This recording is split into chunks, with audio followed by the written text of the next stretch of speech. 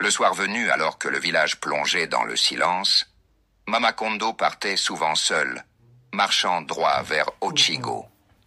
Les villageois, bien qu'habitués à ses absences nocturnes, ne pouvaient s'empêcher de murmurer à son sujet.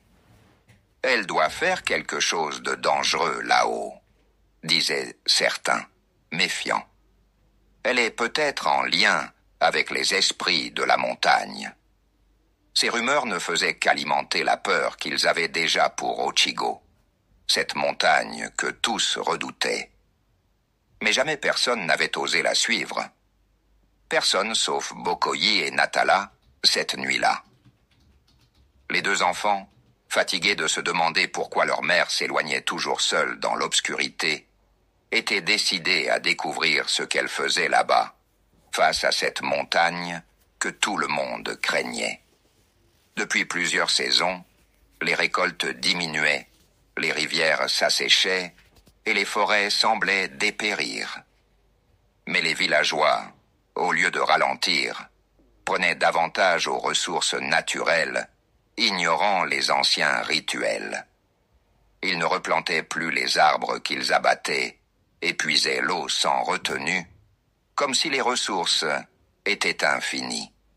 Mama Kondo savait que cela ne durerait pas. La montagne Ochigo, gardienne de la nature, observait ces transgressions en silence. Elle seule percevait les signes d'une révolte imminente de la nature. Les murmures inquiétants dans le vent, les rivières sacrées qui se tarissaient. Elle savait que si rien n'était fait pour rétablir l'équilibre, une terrible malédiction s'abattrait sur le village, rendant la terre stérile. Cette nuit-là, Bokoyi et Natala décidèrent de la suivre en secret. Tandis que la silhouette de leur mère disparaissait dans l'ombre de la montagne, ils avançaient prudemment, leur cœur battant la chamade, sans rien dire, trop inquiets pour imaginer ce qu'ils allaient découvrir. Après une longue marche dans la pénombre, ils arrivèrent à une clairière cachée, éclairée par une étrange lueur pâle.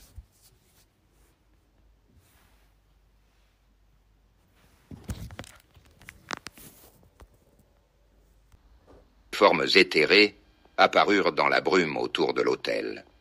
Les esprits de la montagne Ochigo étaient là.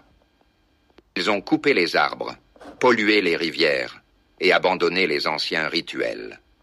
Le village a abandonné ses responsabilités. Bientôt, la terre ne produira plus.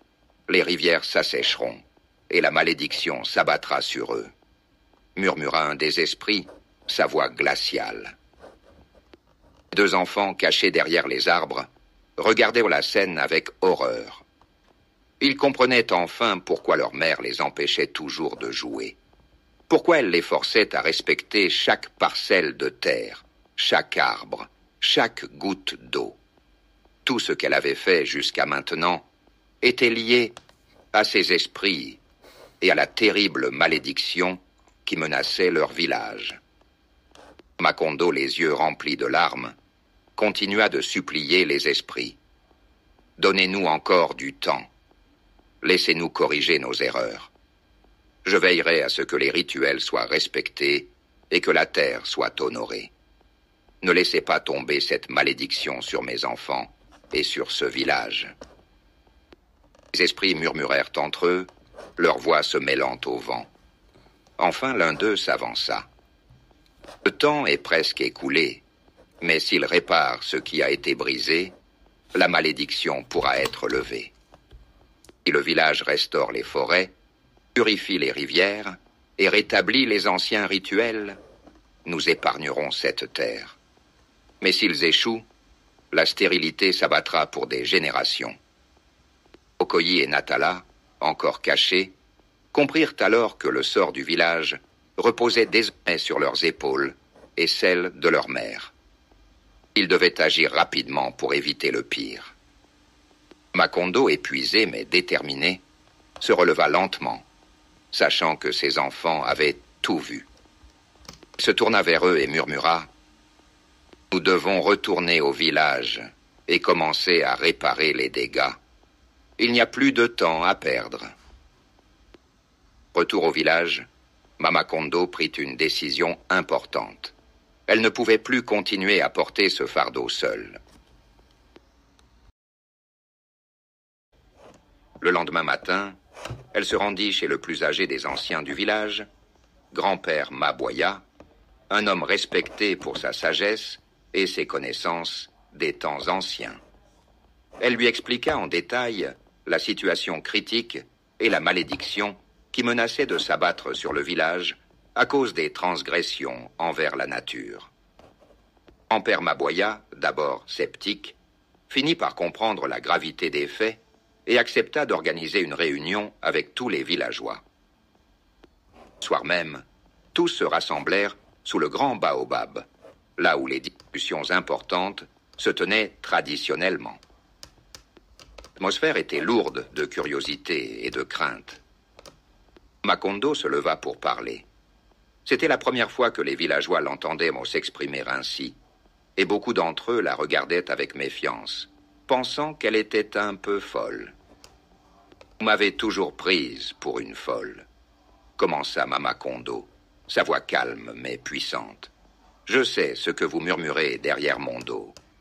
Mais aujourd'hui, je dois vous dire la vérité. Depuis des années, je vois la terre s'épuiser. Vous avez coupé les arbres, puisé l'eau des rivières, sans respecter les rituels sacrés de nos ancêtres. Et maintenant, les esprits de la montagne Ochigo sont en colère. Une malédiction plane sur notre village. » Murmures se propagèrent dans l'assemblée. Certains secouèrent la tête avec incrédulité, mais d'autres se rappelaient des signes. Les rivières qui se tarissaient. Makondo continua. « Je vous ai observé détruire notre terre sans penser aux conséquences. J'ai essayé de prévenir cette catastrophe seul. Mais maintenant, il est trop tard pour continuer ainsi. Nous devons tous agir ensemble. Si nous ne réparons pas ce que nous avons brisé, la terre deviendra stérile et nous serons condamnés à vivre dans la pauvreté pour des générations. » Un silence tendu s'installa. Puis grand-père Maboya prit la parole pour confirmer les propos de Mama Kondo. Elle dit vrai. Nous avons négligé nos traditions et notre lien sacré avec la nature. Il est temps de reconnaître nos erreurs et de restaurer l'équilibre avant qu'il ne soit trop tard. Peu à peu, les visages des villageois changèrent. Ils réalisèrent l'ampleur des dégâts qu'ils avaient causés et comprirent que Mama Kondo avait raison depuis le début. Ils avaient ignoré les avertissements, pensant que les ressources de la terre étaient infinies. Un plan fut rapidement mis en place. Sous la direction de Mama Kondo et des anciens, le village commença à organiser une utilisation plus responsable des ressources naturelles. Ils replantèrent des arbres là où ils avaient été coupés, purifièrent les rivières et rétablirent les anciens rituels pour honorer la terre et les esprits de la montagne Ochigo. Les jours passèrent, et peu à peu, les signes de la malédiction commencèrent à s'effacer. Les rivières se remirent à couler, les récoltes devinrent plus abondantes, et la terre retrouva sa fertilité. Les villageois, reconnaissants, remercièrent Mama Kondo. Koyi et Natala, eux aussi, comprirent l'importance de protéger la nature. Ils suivirent les traces de leur mère et s'assurèrent que les erreurs du passé ne se répéteraient plus jamais. Le village avait appris une leçon précieuse, et désormais, chaque ressource, chaque arbre, chaque goutte d'eau était respectée comme un cadeau sacré. La montagne Ochigo était en paix, et le village prospéra à nouveau, mais cette fois-ci en harmonie avec la nature.